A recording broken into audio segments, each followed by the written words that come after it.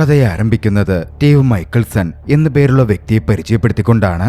ആളൊരു ജയിലിലെ അന്തേവാസിയാണ്. വളരെയധികം ക്രൂരനായ, ജയിലിൽ മറ്റുള്ളവരൊക്കെ ഭയപ്പെടുന്ന വ്യക്തി. മറ്റ് പ്രിസണേഴ്സിനെ ഒരു കാര്യവുമില്ലാതെ അറ്റാക്ക് ചെയ്യുന്നതുകൊണ്ടും ക്രൂരമായി ഉപദ്രവിക്കുന്നതുകൊണ്ടും നാളുകളായി അയാൾ ഒരു സോളിറ്ററി കൺഫൈൻമെന്റിലായിരുന്നു. അതായത് ഏകാന്തവാസത്തിൽ. വാർഡൻസും ഗാർഡുകളും സ്ഥിരമായി അയാളെ വാൺ ചെയ്യാറുമുണ്ട്. താനിവിടെ വന്നിരിക്കുന്നത് തന്റെ ശിക്ഷകൾക്കാണ്, അല്ലാതെ മറ്റുള്ളവരെ ഉപദ്രവിക്കാനല്ല. ഹെഡ് വാർഡനെ സംബന്ധിച്ചിടത്തോളം അയാൾ അത്തരത്തിലാവാൻ കാരണം ആളുകളോടൊന്നും അയാൾ അധികം ഇടപഴകാത്തതുകൊണ്ടാണ്, എപ്പോഴും ഇങ്ങനെ ഒറ്റപ്പെട്ട ഏകാന്ത തടവറയിൽ കഴിയുന്നതുകൊണ്ടാണ് എന്ന തരത്തിലായിരുന്നു. സ്റ്റീവ് കുറച്ച് സോഷ്യൽ ലൈഫിലൊക്കെ പങ്കാളിയാകട്ടെ എന്ന് കരുതി സ്റ്റീവിന്റെ സെല്ലിലേക്ക് വാർഡൻ അങ്ങനെ പുതിയൊരു അന്തേവാസിയെ എത്തിച്ചു. മാർക്കസ് എന്നായിരുന്നു വന്നെത്തിയ യുവാവിന്റെ പേര്. ഒരു പാവത്താം പയ്യൻ. അവിടെ എത്തിയതും എന്ത് ചെയ്യണമെന്ന് മാർക്കസിന് ഒരു പിടുത്തവും കിട്ടിയില്ല. സ്റ്റീവ് മാർക്കസിനെ ഗ്രീറ്റ് ചെയ്തില്ലെന്ന് മാത്രമല്ല, കാര്യമായൊന്നും സംസാരിച്ചതുമില്ല. മാർക്കസ് കൺഫ്യൂസ്ഡ് ആയിട്ട് നിന്നു. അടുത്ത ദിവസം സ്റ്റീവിനെ കാണുവാൻ സ്റ്റീവിന്റെ ലോയർ വന്നിരുന്നു. സ്റ്റീവിന്റെ മകളിപ്പോ ഒരു മുതിർന്ന പെൺകുട്ടിയായെന്നും അവൾക്ക് സ്റ്റീവിനെ കാണാൻ താല്പര്യമുണ്ട് എന്ന കാര്യവും ലോയർ സ്റ്റീവിനെ അറിയിച്ചു. സ്റ്റീവിനെ ഓർമ്മ വെച്ച കാലത്തൊന്നും അവൾ കണ്ടിട്ടേയില്ല. സ്റ്റീവിന്റെ മകൾ ഏറെ കുട്ടിയായിരിക്കുമ്പോഴാണ് സ്റ്റീവ് ജയിലിലെത്തിയിരുന്നത്. താൻ അതിനൊന്നും റെഡിയല്ലെന്ന് പറഞ്ഞ് സ്റ്റീവ് തന്റെ മകളുടെ വരവ് നിഷേധിച്ചു. ലോയർ ഒരുപാട് കാര്യങ്ങൾ പറഞ്ഞെങ്കിലും സ്റ്റീവ് മിണ്ടാതിരുന്നതേയുള്ളൂ. എങ്ങനെ മറുപടി പറയണമെന്നോ ഇന്ററാക്ട് ചെയ്യണമെന്നോ സ്റ്റീവിനൊരു പിടുത്തം കിട്ടുന്നുണ്ടായിരുന്നില്ല. നാളുകളായി സ്റ്റീവ് ഏകാന്ത തടവറയിലാണല്ലോ. സോഷ്യലൈസ് ചെയ്യപ്പെടാതെ സ്റ്റീവിന്റെ ഭാവങ്ങളും മനസ്സും തന്നെ മാറിപ്പോയിരുന്നു. അന്ന് രാത്രിയിൽ മാർക്കസ് കുറച്ച് ടെൻഷനിലായിരുന്നു. ജയിലിലുള്ള കുറച്ച് അന്തേവാസികൾ അവനെ ഉപദ്രവിക്കും എന്നൊക്കെ വാൺ ചെയ്തിട്ടുണ്ട്. ആ ഭയം നന്നായി മാർക്കസിനുണ്ടായിരുന്നു. പുതുതായി ജയിലിലേക്ക് എത്തിയ പയ്യനാണല്ലോ. അതിന്റെ ടെൻഷനും മാർക്കസിൽ നന്നായി പ്രകടമായിരുന്നു. അടുത്ത ദിവസം സ്റ്റീവ് മാർക്കസിനായി രാവിലെ ചായ എടുത്തോണ്ട് വന്നു. മാർക്കസിനോട് അനുവാദം പോലും ചോദിക്കാതെയായിരുന്നു അത്. പക്ഷെ അവനോട് സ്റ്റീവ് ഒന്നും മിണ്ടിയതുമില്ല.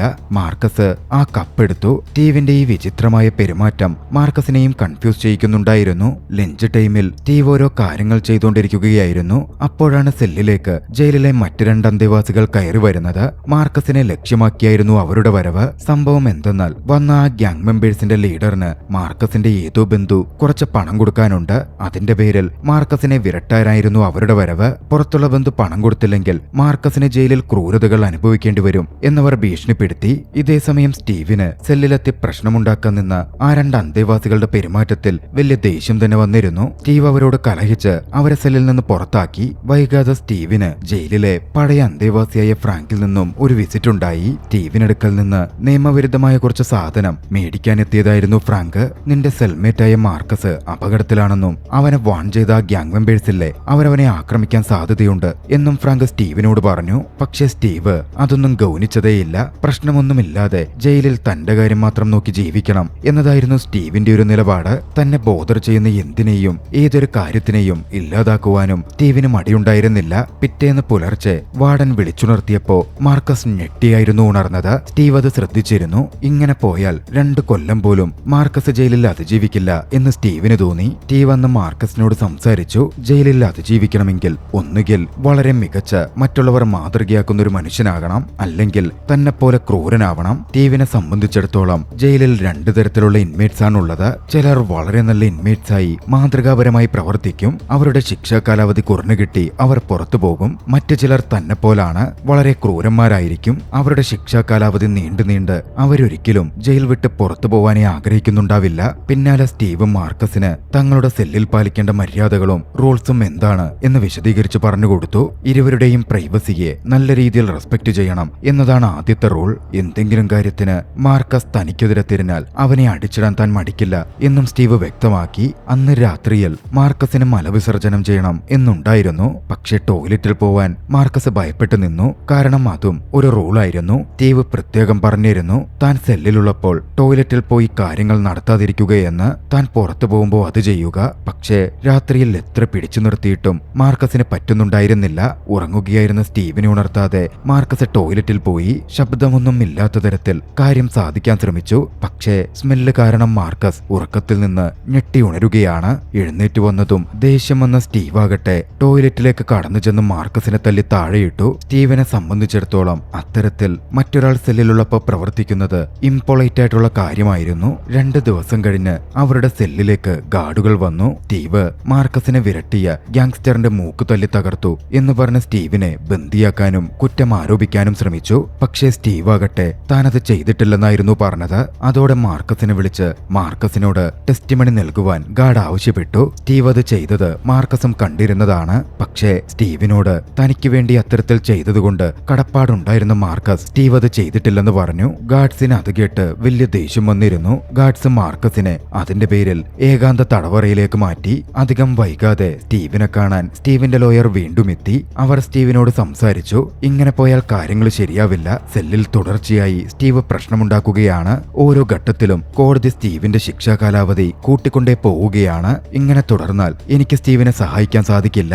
പക്ഷേ സ്റ്റീവ് ആകട്ടെ അതൊന്നും കാര്യമായി എടുത്തതേയില്ല. സ്റ്റീവിനെ സംബന്ധിച്ചിടത്തോളം സ്റ്റീവിന് ഏറ്റവും പറ്റിയ സ്ഥലം പ്രസനാണെന്ന തോന്നലായിരുന്നു. എല്ലാത്തിലും ഉപരിയായി ജയിലിൽ താൻ ചെയ്യുന്ന ക്രൂരകൃത്യങ്ങളും ആളുകൾ സ്റ്റീവിനെ ഭയപ്പെടുന്നതുമൊക്കെ സ്റ്റീവ് എൻജോയ് ചെയ്തിരുന്നു. എന്നെ ചതിച്ച മുൻഭാര്യയെയും അവളുടെ കാമുകനെയും കൊന്നപ്പോഴും എനിക്കിതേ സന്തോഷമായിരുന്നു ഉണ്ടായത് എന്നും സ്റ്റീവ് പറയുന്നുണ്ട്. സ്റ്റീവിനെ സംബന്ധിച്ചിടത്തോളം ലോയൽറ്റി ആയിരുന്നു എല്ലാം തന്നെ. ലോയറുമായി സ്റ്റീവ് സഹകരിക്കുന്നില്ല എന്ന് കണ്ടതും ലോയർ അവിടെ നിന്ന് പോന്നു. സ്റ്റീവ് അന്ന് സെല്ലിലെത്തി തന്റെ ജീവിതത്തെപ്പറ്റി ആലോചിച്ചു. സ്റ്റീവിന് ജയിലിൽ നിന്ന് പുറത്തു പോകണം എന്ന് തോന്നി. പക്ഷേ എന്തുകൊണ്ടോ പുറം ലോകത്തെ ഫേസ് ചെയ്യാൻ സ്റ്റീവിന് സാധിക്കുന്നില്ല. ഈ ജയിൽ ജീവിതം തന്റെ സിവിലൈസ്ഡ് ആവാനുള്ള കഴിവിനെ നഷ്ടപ്പെടുത്തി തന്നെ ഇത്തരത്തിലാക്കി തീർത്തു എന്നാണ് അവൻ വിശ്വസിക്കുന്നത്. ആ ഒരു പോയിന്റിൽ വല്ലാത്തൊരു ഡിലേമയിലേക്ക് സ്റ്റീവ് എത്തിച്ചേരുകയാണ്. ഒരു വശത്ത് മകൾ കാണാൻ ആവശ്യപ്പെടുന്നു, മറുവശത്ത് ജയിൽ ജീവിതത്തിൽ സുപ്പീരിയറായി താൻ ജീവിച്ചു പോരുന്നു. രണ്ടിലേതു വേണം തീരുമാനമെടുക്കാൻ സാധിക്കാതെ സ്റ്റീവ് കുഴങ്ങി നിന്നു. അന്ന് രാത്രിയിൽ സ്റ്റീവ് ഉറങ്ങുന്ന സമയം സെല്ലിലേക്ക് ഗാർഡുകൾ കടന്നു വന്നു. സ്റ്റീവിനെ ക്രൂരമായി ഉപദ്രവിച്ചു.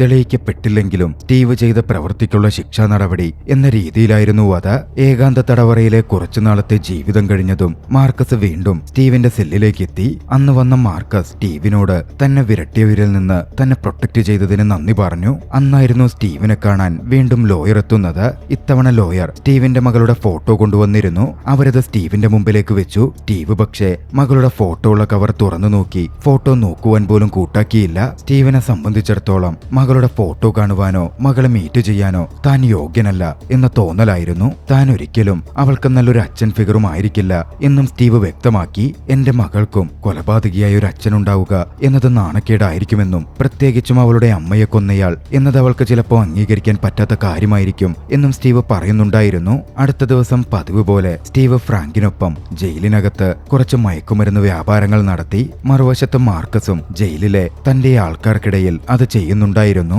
അങ്ങനെ അവരുടെ സെല്ല് കാലിയായ സമയത്ത് ഒരു ഇൻമേറ്റ് അങ്ങോട്ടേക്ക് വന്നു. സ്റ്റീവിന്റെ മാട്രസ് പരിശോധിച്ചു. കുറച്ച് കഴിഞ്ഞതും സ്റ്റീവും മാർക്കസും സെല്ലിലേക്ക് എത്തി. പിന്നാലെ അങ്ങോട്ടേക്ക് സംഘടിച്ചെത്തിയ ജയിലിലെ അന്തേവാസികളുടെ സംഘം സ്റ്റീവിനെയും മാർക്കസിനെയും ആക്രമിക്കുകയാണ്. ആ ഫൈറ്റിനിടയിൽ ഹെഡ്വാർഡനെത്തി ഏവരെയും പിരിച്ചുമാറ്റുകയും സ്റ്റീവിനെ ഹെഡ്വാർഡൻ കൂട്ടിക്കൊണ്ടുപോവുകയും ചെയ്തു. കൂടുതൽ പ്രശ്നങ്ങൾ ഇല്ലാണ്ടിരിക്കുവാൻ ഹെഡ്വാർഡൻ സ്റ്റീവിനെ മറ്റൊരു മുറിയിലേക്ക് മാറ്റി. ഇതേസമയം സെല്ലിലായിരുന്ന മാർക്കസ് സ്റ്റീവ് കൂടി ഇല്ലാതായതോടെ കൂടുതൽ ഭയപ്പെട്ടിരുന്നു. താൻ വീണ്ടും അന്തേവാസികളാൽ ആക്രമിക്കപ്പെടുമോ എന്ന് ഭയപ്പെട്ട മാർക്കസ് മാട്രസ് ഒക്കെ ഉപയോഗിച്ച് വാതിൽ തുറക്കാൻ പറ്റാത്ത തരത്തിൽ സ്റ്റെക്കാക്കി വെക്കുവാൻ ശ്രമിച്ചു. വലിയ തോതിൽ മാർക്കസ് ഭയന്നിരുന്നു. മാർക്കസ് സ്റ്റീവിനോട് കാര്യങ്ങൾ പറഞ്ഞു. തന്റെ അച്ഛന് നിലവിലിപ്പോ ജയിലിലുള്ള ഗ്യാങ് ലീഡറിനടുക്കൽ കുറെ കടമുണ്ട്. ആ കടം പുറത്തു വെച്ച് അവർ കൊടുത്തില്ലെങ്കിൽ സെല്ലിനകത്ത് വെച്ച് എന്നെ തീർക്കും എന്നാണ് അവർ പറഞ്ഞിരിക്കുന്നത്. അതിന്റെ പേരിലാണ് എന്നെ അവർ ആക്രമിച്ചതും. ഒന്നുകൊണ്ടും ഭയപ്പെടണ്ട, ഞാനുണ്ടല്ലോ, ഞാൻ നോക്കിക്കോളാം എന്ന് സ്റ്റീവ് പറഞ്ഞു. പക്ഷേ മാർക്കസിന്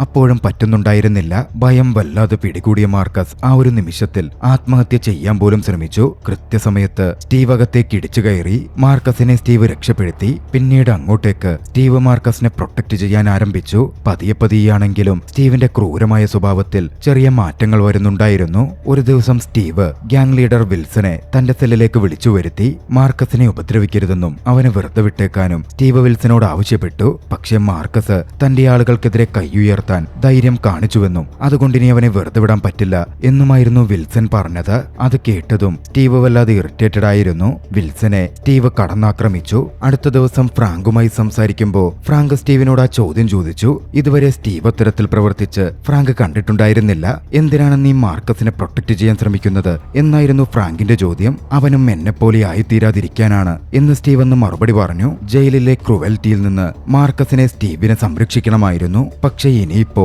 സൂക്ഷിക്കേണ്ടത് സ്റ്റീവാണെന്നും വിൽസനെ ഉപദ്രവിച്ചതുകൊണ്ട് പ്രശ്നം സ്റ്റീവിനാണ് വരാൻ പോകുന്നത് എന്നും ഫ്രാങ്ക് എടുത്തു പറഞ്ഞു. പക്ഷേ സ്റ്റീവിന് ഒരു കൂസലുമുണ്ടായിരുന്നില്ല. തന്നെപ്പോലുള്ളവർ ഈ ജയിലിൽ തന്നെ തുടരേണ്ടവരാണ് എന്നാണ് സ്റ്റീവ് ഉറച്ചു വിശ്വസിച്ചുകൊണ്ടിരുന്നത്. അതുകൊണ്ട് തന്നെ സ്റ്റീവിന്റെ ഒരു പ്രവൃത്തിയിലും സ്റ്റീവിന് കുറ്റബോധമേ ഇല്ലായിരുന്നു. അന്ന് വൈകിട്ട് സെല്ലിൽ വെച്ച് മിററിൽ നോക്കിക്കൊണ്ട് നിൽക്കെ സ്റ്റീവ് അന്ന് തന്റെ തന്നെ കുട്ടിക്കാലത്തെ ഹാലുസിനേറ്റ് ചെയ്ത് കണ്ടു. കുട്ടിയായ സ്റ്റീവ് മുതിർന്ന സ്റ്റീവിനോട് മകളെ കാണുന്നില്ലേ എന്ന് ചോദിച്ചു. മുതിർന്ന സ്റ്റീവ് പറഞ്ഞു, ഇല്ല, അതെന്റെ മകളെ ഉപദ്രവിക്കുന്നതിന് തുല്യമാവുകയേയുള്ളൂ. അടുത്ത ദിവസം മാർക്കസ് സ്റ്റീവുമായി സംസാരിച്ചു. താൻ വല്ലാത്ത ഡിപ്രഷനിലും ആങ്സൈറ്റി പ്രശ്നത്തിലും പെട്ടിരിക്കുകയാണ് എന്ന് അവൻ പറഞ്ഞു. ജയിലിനകത്തും ജയിലിന് പുറത്തും ഇപ്പോൾ തനിക്ക് ഭീഷണിയുണ്ട്. ഇതിൽ നിന്ന് എനിക്ക് രക്ഷപ്പെടാനുള്ള ഒരേ ഒരു വഴി മരണം മാത്രമാണ്. പക്ഷേ സ്റ്റീവിന് അത്തരത്തിലുള്ള വീക്ക് മെന്റാലിറ്റി തീരെ ഇഷ്ടമായിരുന്നില്ല. ജയിലിലെ ജീവിതം കഠിനമായതാണ്. അതിനെ എതിരിടാൻ സ്ട്രോങ് ആയേ തീരൂ. അടുത്ത ദിവസം സ്റ്റീവ് വീണ്ടും ഹാലുസിനേറ്റ് ചെയ്തു. തന്റെ തന്നെ യങ്ങർ സഹോദരനെ കണ്ടു. നിനക്ക് ഈ ജയിലിൽ നിന്ന് പുറത്തു കിടക്കാനുള്ള ഒരേ ഒരു വഴി മരണം മാത്രമാണ് എന്നായിരുന്നു യങ്ങർ ബ്രദർ സ്റ്റീവിനോട് പറഞ്ഞത്. എല്ലാവരും സ്റ്റീവിനെ വെറുക്കുന്നുണ്ടെന്നും സ്റ്റീവിന്റെ അമ്മ വരെ ഈ കാലയളവിൽ സ്റ്റീവിനെ കാണാൻ വന്നിട്ടില്ലല്ലോ, വെറുപ്പ് കൊണ്ടാണ് അതെന്നും ഹാലുസിനേറ്റഡ് യങ്ങർ ബ്രദർ സ്റ്റീവിനെ ഓർമ്മിപ്പിക്കുന്നുണ്ടായിരുന്നു. ആ ഹാലുസിനേഷൻ സ്റ്റീവിനെ വല്ലാതെ ചൊടിപ്പിച്ചു. സ്റ്റീവിന് ദേഷ്യം വന്നു. മറ്റുള്ളവർ തന്നെ വെറുക്കുന്നത് ഒരു പ്രശ്നവുമല്ല, അതുകൊണ്ടൊരു കുഴപ്പമില്ല എന്ന് സ്റ്റീവ് വീണ്ടും ചിന്തിക്കാൻ ആരംഭിച്ചു. അടുത്ത ദിവസങ്ങളിലൊക്കെ തന്റെ സെല്ലിൽ എക്സസൈസ് ചെയ്ത് മകളെ കാണണോ വേണ്ടയോ എന്ന് ആലോചിച്ച് സ്റ്റീവ് ദിവസങ്ങൾ മുമ്പോട്ട് കൊണ്ടുപോയി. ഈ ഒരു സമയത്ത് മാർക്കസിനെ കാണുവാൻ വിൽസന്റെ ഗ്യാങ്ങിലെ ഒരു ഗ്യാങ് മെമ്പറും എത്തി.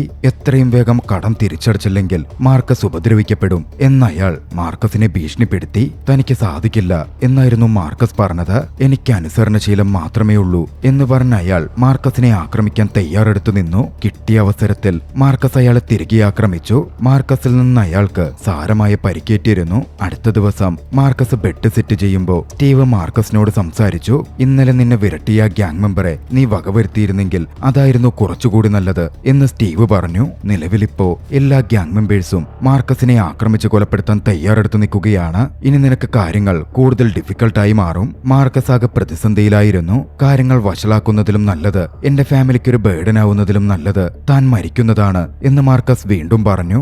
ആവശ്യമില്ലാത്തത് പറയരുത്, നന്നായി പെരുമാറണം, ജയിലിലെ റൂളുകൾ ഫോളോ ചെയ്യണം. സ്റ്റീവ് മാർക്കസിനെ ഒന്നുകൂടി ഓർമ്മിപ്പിച്ചു. എന്തെങ്കിലും മോശം കാര്യങ്ങൾ സംഭവിക്കാനുണ്ടെങ്കിൽ അതിനുവേണ്ടി പ്രിപ്പയർ ചെയ്തിരുന്നോളാനും സ്റ്റീവ് മാർക്കസിനെ ഉപദേശിച്ചു. വൈകാതെ ലോയർ സ്റ്റീവിനെ കാണാൻ വീണ്ടും എത്തിയിരുന്നു. ലോയർ സ്റ്റീവിനോട് സംസാരിച്ചു. ഒരച്ഛൻ എന്ന നിലയിൽ സ്റ്റീവിന് ചില കടമകളുണ്ടെന്നും അതിൽ നിന്ന് ഒളിച്ചോടാൻ പറ്റില്ലെന്നും അത് വെച്ചിട്ട് കോടതിക്ക് മുമ്പിൽ അവസാനമായി ഒരു ഡിഫൻഡ് കൂടി നടത്താൻ പറ്റൂ എന്നും ലോയർ പറയുന്നുണ്ടായിരുന്നു. അടുത്ത ദിവസം രണ്ട് ഗ്യാങ് മെമ്പേഴ്സ് മാർക്കസിന്റെ അടുത്തേക്ക് എത്തി. മാർക്കസിന്റെ തലവഴി മൂടി മാർക്കസിനെ ആക്രമിക്കാൻ അവർ പദ്ധതിയിട്ടിരുന്നു. ഭാഗ്യവശാൽ കൃത്യസമയം സ്റ്റീവും ഫ്രാങ്കും അങ്ങോട്ടേക്ക് എത്തിയതുകൊണ്ട് അവരെ തടയാൻ കഴിഞ്ഞു. അപ്പോഴേക്കും പരിക്കേറ്റ് മാർക്കസിൽ നിന്ന് ചോരയിട്ടുന്നുണ്ടായിരുന്നു. സ്റ്റീവിനത് കണ്ട് ദേഷ്യം വന്നു. മാർക്കസിനെ ആക്രമിക്കാൻ വന്ന രണ്ട് ഇൻമേറ്റുകളോടും പരസ്പരം തല്ലി പരിക്കേൽപ്പിക്കാനും ഇല്ലെങ്കിൽ ജീവനോടെ പോവില്ലെന്നും സ്റ്റീവ് പറഞ്ഞു. അന്ന് രാത്രിയിൽ സ്റ്റീവ് ഉറക്കത്തിൽ നിന്ന് എഴുന്നേറ്റു. സ്റ്റീവിന് ശരിക്കും ഉറങ്ങാൻ പറ്റുന്നുണ്ടായിരുന്നില്ല. കണ്ണാടിയിൽ നോക്കി തന്റെ തന്നെ തെറ്റുകളെ കൂടുതൽ കാര്യമായി പരിഗണിച്ച് സ്റ്റീവ് ചിന്തിക്കാൻ ആരംഭിച്ചു.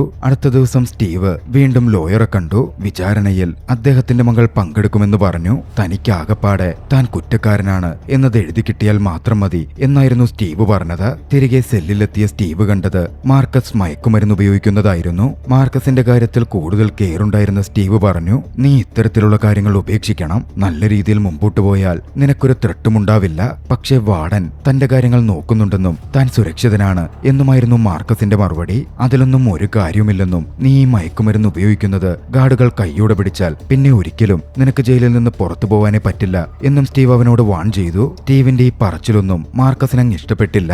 എന്നോടിങ്ങനെ പറയുന്നത് കൊണ്ടും വിരട്ടുന്നതുകൊണ്ടും നിങ്ങൾ എന്താ ഉദ്ദേശിക്കുന്നത് എന്നായിരുന്നു മാർക്കസ് അന്ന് ഗൗരവത്തിൽ ചോദിച്ചത്. മാർക്കസിന്റെ ആ ചോദ്യം സ്റ്റീവിനെ വല്ലാതെ ബാധിച്ചിരുന്നു. സ്റ്റീവ് ട്രിഗേർഡായി. ദേഷ്യത്തിൽ മാർക്കസിനെ തല്ലാൻ വരെ സ്റ്റീവ് എഴുന്നേറ്റ് ചെന്നു. പെട്ടെന്ന് മാർക്കസ് സൈലന്റ് ആവുകയും സ്റ്റീവിനോട് ക്ഷമ ചോദിക്കുകയും ചെയ്തു. പിന്നാലെ വാർഡൻ സ്റ്റീവിനെ വിളിപ്പിച്ചു. സ്റ്റീവിനോട് സംസാരിച്ചു. സ്റ്റീവിന്റെ ജയിൽ ജീവിതത്തിലെ അളവ് കുറയ്ക്കാൻ ഒരേ ഒരു വഴിയേ ഉള്ളൂവെന്നും മകളെ കണ്ട് സംസാരിക്കലാണത് എന്നും വാർഡൻ പറഞ്ഞു. പിന്നാലെ മാർക്കസ് സെല്ല് മാറുവാൻ റിക്വസ്റ്റ് ഇട്ടിട്ടുണ്ടെന്നും പുറത്തുള്ളവർ മാർക്കസിനെ കൊല്ലുമെന്ന അവസ്ഥയിലും മാർക്കസ് അതിന് തയ്യാറാവുകയാണ് എന്നും വാർഡൻ സ്റ്റീവിനെ അറിയിക്കുന്നുണ്ടായിരുന്നു. സ്റ്റീവിന് ഒരു മറുപടിയും പറയാൻ സാധിച്ചില്ല.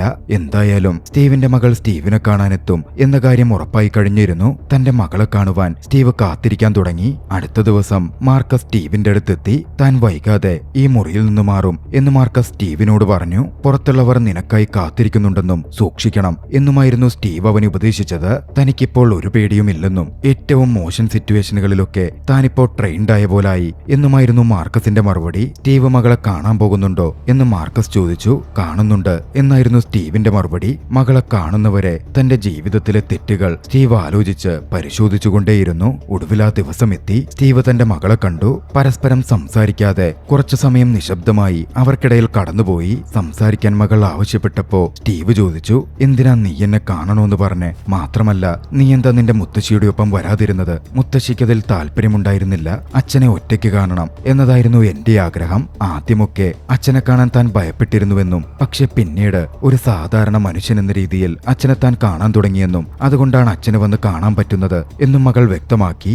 എന്തുകൊണ്ടാണ് അച്ഛൻ ഒരിക്കൽ പോലും തന്നെ കാണാൻ കൂട്ടാക്കാതിരുന്നത് എന്ന് മകൾ സ്റ്റീവിനോട് ചോദിച്ചു. എപ്പോഴും തനിക്ക് അച്ഛനെ കാണണമെന്നുണ്ടായിരുന്നുവെന്നും അച്ഛന്റെ മുമ്പിൽ നടന്ന നീതികേടിനെതിരെ വെറുപ്പും ദേഷ്യവും വന്നപ്പോ പ്രവർത്തിച്ചു പോയി തെറ്റല്ലേ, അതിൽ അച്ഛനെയോർത്ത് എനിക്ക് സഹതാപമുണ്ട് എന്നും മകൾ പറഞ്ഞു. ആ ഒരു നിമിഷത്തിൽ സ്റ്റീവിന് ക്ഷമ ചോദിക്കാൻ മാത്രമേ സാധിച്ചുള്ളൂ. താൻ ഒരിക്കലും നല്ലൊരു അച്ഛനായിരുന്നില്ല, അച്ഛനാവില്ല എന്ന് സ്റ്റീവ് പറഞ്ഞു. താനില്ലാതെ തന്റെ മകൾ നല്ലൊരു പെൺകുട്ടിയായി വളർന്നതിൽ തനിക്ക് സന്തോഷമുണ്ട് എന്നും സ്റ്റീവ് വ്യക്തമാക്കുന്നുണ്ടായിരുന്നു. സ്റ്റീവ് അന്ന് തന്റെ സെല്ലിലേക്ക് എത്തി. ഒരുപാട് കാര്യങ്ങൾ പകൽ സ്വപ്നം കണ്ടു. പിന്നാലെ സ്റ്റീവ് ചിലത് തീരുമാനിച്ചുറപ്പിച്ചിരുന്നു.